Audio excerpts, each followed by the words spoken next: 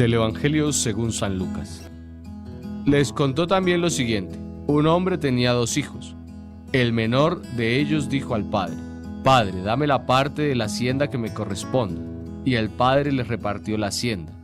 Pocos días después, el hijo menor lo reunió todo y se marchó a un país lejano, donde malgastó su hacienda viviendo como un libertino.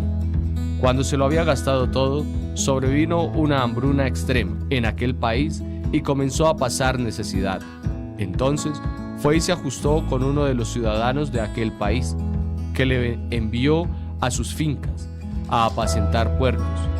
El muchacho deseaba llenar su vientre con las algarrobas que comían los puercos, pues nadie le daba nada. Entonces se puso a reflexionar y pensó: ¿cuántos jornaleros de mi padre tienen pan en abundancia, mientras que yo aquí me muero de hambre? Me pondré en camino, iré donde mi padre y le diré: Padre, he pecado contra el cielo y ante ti. Ya no merezco ser llamado hijo tuyo. Trátame como a uno de tus jornaleros. Entonces se avió y partió hacia su padre. Estando él todavía lejos, lo vio su padre y se conmovió. Corrió, se echó a su cuello y le besó efusivamente. El hijo le dijo: Padre, he pecado contra el cielo y ante ti, ya no merezco ser llamado hijo tuyo. Pero el padre dijo a sus siervos: Daos prisa, traed el mejor traje y vestidle, ponedle un anillo en el dedo y calzadle unas sandalias. Traed el novillo cebado, matadlo y comamos y celebremos una fiesta, porque este hijo mío había muerto y ha vuelto a la vida, se había perdido y ha sido hallado, y comenzaron la fiesta. Su hijo mayor estaba en el campo. Al volver, cuando se acercaba a la casa, oyó la música y las danzas. Llamó entonces a uno de los criados y le preguntó qué era aquello. Él respondió: es que ha vuelto tu hermano y tu padre ha matado el novillo cebado porque le ha recobrado sano. Él se irritó y no quería entrar. Salió su padre y le rogó que entrase. Pero él replicó a su padre: hace muchos años que te sirvo y jamás dejé de cumplir una orden tuya. Sin embargo, nunca me has dado un cabrito para tener una fiesta con mis amigos. Y ahora que ha venido ese hijo tuyo, que ha devorado tu hacienda con prostitutas, ¿has matado para él el novillo cebado? Pero él replicó: Hijo, tú siempre estás conmigo y todo lo mío es tuyo. Pero convenía celebrar una fiesta y alegrarse, porque este hermano tuyo había muerto y ha vuelto a la vida, se había perdido y ha sido hallado. El Padre de las Misericordias bendiga a todos los que nos siguen a través de las redes sociales. Reflexionamos en torno a la palabra de Dios para el domingo número 24 del tiempo ordinario, ciclo C. El diálogo transformador, reconciliador entre el Padre, pródigo en misericordia, el Hijo menor y el mayor, no menos pródigos en pecado y en rechazo al plan divino, hace de eje central de las lecturas de este domingo. La pieza clásica de espiritualidad, que merece sin duda el título de Parábola del Padre Misericordioso, constituye el mejor ejemplo de la reconciliación entre Dios y el ser humano. Allí, todos nos podemos ver como en un espejo. Después del contraste introductorio, los publicanos y los pecadores que escuchan a Jesús con alegría, y los fariseos y escribas que murmuran contra él, que leemos en Lucas 15, 1-2, la narración nos lleva a la perícopa que puede ser considerada el corazón del tercer evangelio, desarrollada en 3 escenas sucesivas e intensas. La inicial, versículos 11 a 19, presenta la vida prepascual y pospascual vivida por el menor de los 2 hermanos. La escena está marcada por el egoísmo, el apego a los placeres del mundo, la crisis existencial vivida en extremo y la necesaria o tal vez obligatoria confrontación interior. Es, en una frase, la descripción típica del drama de la debilidad humana. Se puede decir que su vértice está en la declaración: me levantaré, iré a mi padre y le diré: Padre, he pecado contra el cielo y contra ti, que hace de la parábola no la descripción de una trágica historia de pecado, sino la descripción de una maravillosa experiencia de retorno, de conversión. Aquí, la fuerza del verbo hebreo del regreso, chut, y del griego, metanoein, alcanzan su más noble expresión.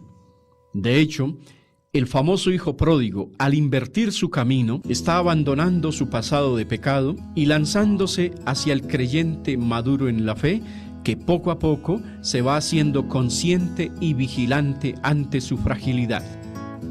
La segunda escena, correspondiente a los versículos 20 a 24 del capítulo 15 de Lucas, ofrece el ejemplo sublime de misericordia por parte del Padre, quien espera por el retorno del Hijo contra toda esperanza. Queda ahora claro a partir de los signos: correr, abrazo, beso, vestido, anillo, sandalias, la fiesta, realizados todos en beneficio del Hijo menor, que el Padre es el personaje central de la parábola.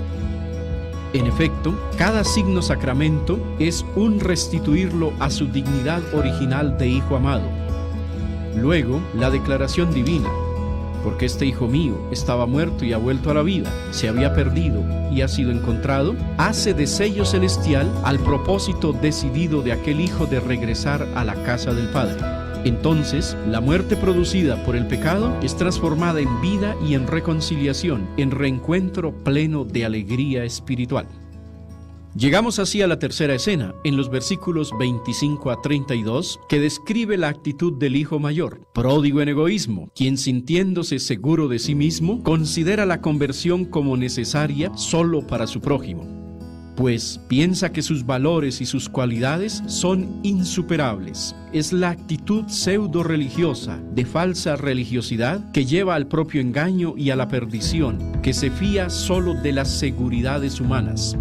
El vértice de esta escena está marcado por dos declaraciones contrapuestas: la del hijo mayor: hace tantos años que te sirvo y jamás dejé de cumplir una orden tuya, pero nunca me has dado un cabrito para tener una fiesta con mis amigos.